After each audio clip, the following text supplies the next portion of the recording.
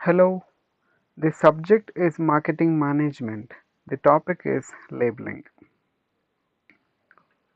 What is labeling and what it does to the company and to the product, how it is useful and why it is important.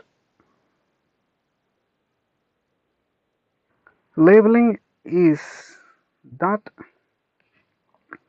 which means offering a label on the particular product that carries verbal information about the product or the seller and may be part of a package or a tag attached directly to the product sometimes. The label sometimes might carry only the brand name or a great deal of information and the features of the product all put together. The label may be a simple tag attached to the product or elaborately designed graphic. This part of the package, which can be seen, is termed as the label. The label might carry only the brand name or sometimes the complete information about the product. Sometimes the companies prefer simple labels and sometimes it is bound by the legal regulations and requisites. The label identifies the product or brand name. For instance, the name Sunkist stamped on oranges. The label might also grade the product.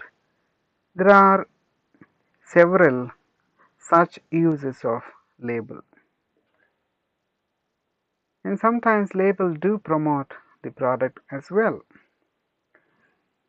Hence, labeling is a part of branding and enables product identification. It is a printed information that is bonded to the product for recognition and provides detailed information about the product. Customers make the decision to buy easily at the point of purchase, seeing and reading the labeling of the product. The labeling has to be to some extent true to its design because it is what which is going to make the decision in favor of the closing of the sale. Let us see what is the definition of labeling. Philip Kotler and Ronald E. Turner define labeling as part of packing and consists of printed information that describes the product appearing on or with the package. They say that the label will contain the product in words. All that is inside the product or inside the package will be printed in words on the label, and the label will give all the information needed, or the label should give all the information that is needed by a customer or consumers, all those things he wants to know about the product to make the decision to buy that particular product. Labeling has to be an important aspect for him. So then what are the functions of labeling? The functions are put down this way. We'll see one by one what they are and what its functions are. The first function of labeling is it defines the product and its contents. Nobody is going to tell you or nobody is going to tell the customer that This is what is present inside the package. And if a customer is wanting to know what is inside the customers, he is not bothered to ask anybody because he is not able to find anyone. In such case, he can use this labeling. He will read the label and this label will be full of information. A label is informative about the product's usage and caution to be taken while using the product. So what are the informations that the product label give to a customer? It gives what is inside the package. It gives information how to use that particular product and how long that product will remain good to use, and it also says why not and when not to use this particular product and how to be cautious while using this particular product. All those information relating to do's and do nots will be put on labeling, which acts as an information and where a consumer can get all the information relating to the product can be found in a single label of that particular product. The second, so before going to the second, the example for defines the product and its contents is Red Label Natural Care Tea mentions 5 ingredients in its label that provide immunity. So second function of labeling is recognition of product. Labeling creates identification is what we have to be known for. Labeling assists in identification of the product and it creates a uniqueness and it enables the customers to differentiate this particular product among the various other competitive products present in the shelf and in the market. So it is this label which makes the consumer to decide and choose this particular product, all because of labeling. Hence it gives recognition of the product. Example, how it works is the brand name of a chocolate will help one choose from the best and he leaves the rest of confectionery items available. So this labeling helps a lot in recognition of a particular product. It creates an image in the minds of the customer. The third function of labeling is assorting of products.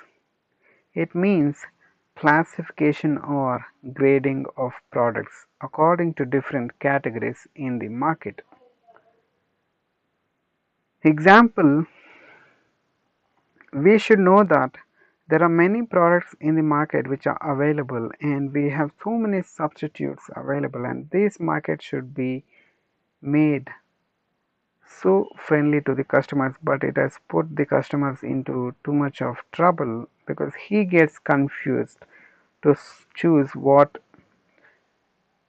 product to purchase for his need and want. You take up the example of shampoos, and shampoos are classified into various types, and there has to be grading done according to this basic assorting purpose. If assorting is not done, and then the customers will face difficulty, and the company might also face difficulty because the right product is not being targeted to the right market. In such case, assorting of product becomes helpful. Example, here grading happens for shampoos and they are categorized as shampoo for dry hair, shampoo for normal hair, shampoo for oily hair, types and cater to consumers in the market with the dry, normal, and oily scalp respectively, so that the product is targeted to the right kind of market. And this can be possible only when the company can have a sorting of products through labeling, that is, they use the classification or grading of products according to the different categories or types that is available for them within the company, and that is pushed to the market. The next type of function of labeling is assist promotion of products. It means that labeling do help the company to sell more units of that particular product in the market, and it helps the marketing department to promote the product well in the market. How it gives the customer the reason to purchase the product. It acts as a way for buyers to make decision to buy this particular product, because the label contains all the details that will influence and create impulse in the minds of the potential customer in the market.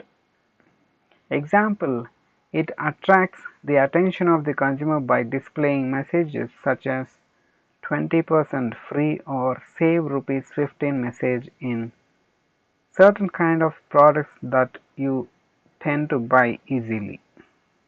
These kind of displaying messages are acting as a promotional tool, and these are printed on the packages, which are termed as labels, and thus these labels help in increasing the sales, which is the mere result of promotional tool and the techniques of the company. The next function of labeling is labeling has to be in compliance with the law. Labeling should be always in accordance and in obedience with the law that is established in that particular boundary of constitution. Labels should strictly abide by the law.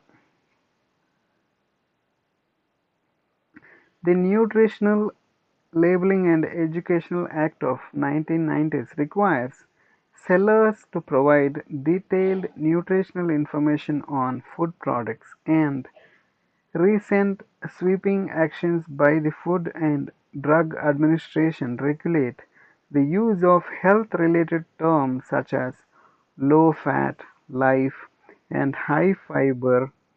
Sellers must ensure that their labels contain all the required information that should be given, which are to be true to the consumers. For example, if you take up tobacco, the label should mention tobacco is injurious to health. It is to be labeled. Whether it is going to reach, whether the message is going to be understood by the customer is secondary, but the law says that these things are to be on the package or on the label as the law says. Cigarettes also should have smoking is injurious to health as the statutory warning on its package. So they have two things to be mentioned according to the law. Tobacco is injurious to health and smoking is injurious to health as well, because they are doing both. This way, whatever products you have as a company and whatever way your package is, based on the product and the package, based on fully on the product and the type of product. The company and the department of marketing has to be compliant with the law in the designing of labels. So it has to give all the informations true as per the law's requirement. So these are the functions of labeling, that it defines the product and it contains, it helps in recognition of the product, it helps in assorting of products, it assists promotion of products, and it should be in compliance with the law. So these are the functions of labeling. Moving on, we'll see types of labeling. So there are various types of labeling available, and it is left to the individual companies and to the type of product they are into, that labeling can be chosen according to their will and desire. Here we'll discuss the 4 types of label. The first being brand label. If only a brand is used on a package of a product, this is called a brand label. Brand itself is expressed in a label. The brand name is put on the label. Brand label is put on some cloth. It tells the name of the cloth. Example, sanforized. Similarly, labels are used on soap. Example, Lux, Hammam, Rexona, etc. If brand names alone are displayed on the product package, then those types of labels can be termed as brand label. The next type of labeling is grade label. Some products have a grade label. This type of label shows the grade of the product. It shows the quality of products by words, letters, or figures. A, B, C, D grade can be put on peas packed into cans. Similarly, grade labels can be mentioned as 1, 2, 3, 4 grades for packed wheat, and this is also found in rice bags and rice labels, which are being graded according to the quality of the rice that is present in that particular package. It is not only with rice, but you take it any product, you will have grades. If those products are to be classified according to the grades, then grading is used as a label type in this. Some firms may use labels as good, better, best, etc. on their products, just if they have chosen the type of labeling as grade label.